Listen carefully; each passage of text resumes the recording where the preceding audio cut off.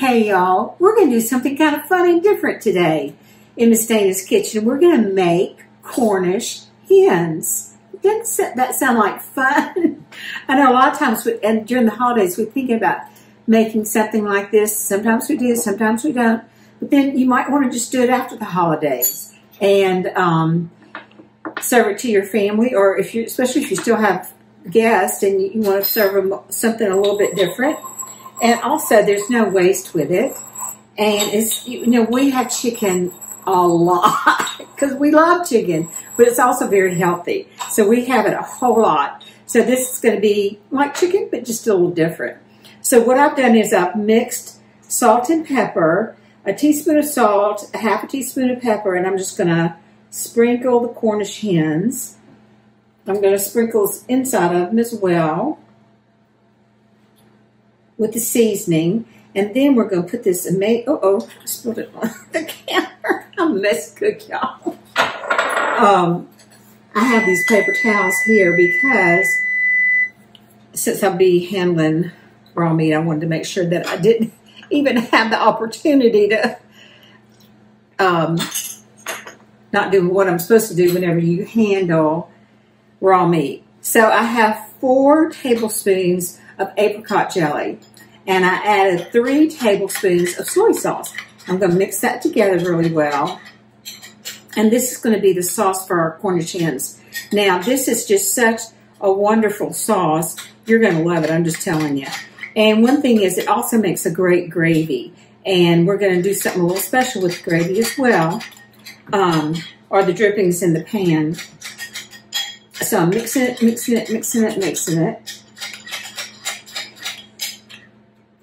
And this also, whenever it's cooking, oh, y'all, it smells so good.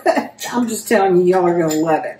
Okay, so here, I'm trying to be very careful about what I touch and what I don't touch since I've touched the hens. So I'm going to put them in our pan. And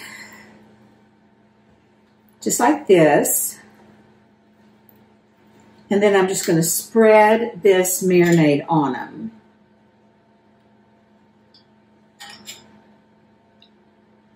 Oh goodness, y'all, I can tell it's going to be so yummy. I think this is going to be a dish that we just love. So it's easy because these cook pretty quickly. And I'm going to do what my mama always did with chickens. She would turn the oven up for 10 minutes. She would turn the oven up to 450. Put the chickens in, or hens in, and then she would let them cook for like 10 minutes, and that way they would brown. And then she'd cut it down to 350 and let them finish cooking. Now I'm going to add a little bit of prosciutto, actually, because that's what I have left over from Christmas. I usually buy it at Christmas time and do a little big dish with it. And I happen to have some left over. Now, if I didn't have this, I wouldn't buy prosciutto to do this dish. I would just use bacon. But this is going to be the same result. It's going to be nice and porky and crispy and wonderful. And so then I'm going to just add a little bit of olive oil to the top. Oh, gosh, y'all, it's going to be good. So I have to wipe that olive oil off in just a minute. But here's our dish. Okay, so I'm going to put it in the oven, let it cook for 10 minutes at 450, cut it down, let it cook for about 30 minutes, and I'll check it. And then we're going to make the sauce. So the way you make the sauce is you take your chickens out, or hens out, and with the drippings in the pan, you add a little bit of sherry to them, and then you just let it reduce. And then when you serve your hens, you serve it over it. Now I'm going to add just about probably maybe a half a cup of water so that it has enough steam to make them delicious and tender. So I'm going to put them in the oven, and I'll see you when we get back. Okay, y'all, look at this. These beautiful Cornish hens. I'm telling you, they are so pretty.